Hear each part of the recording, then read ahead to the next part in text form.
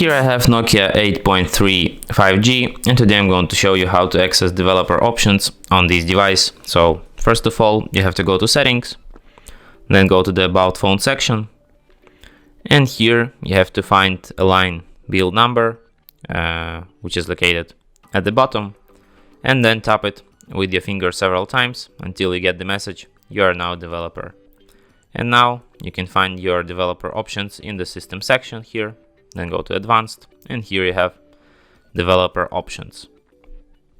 Here they are, all of these very interesting and useful developer options. You can also disable them here, and they will disappear from the settings list. And that's it. Thanks for watching. If you find this tutorial useful, don't forget to hit that like button and subscribe to our channel.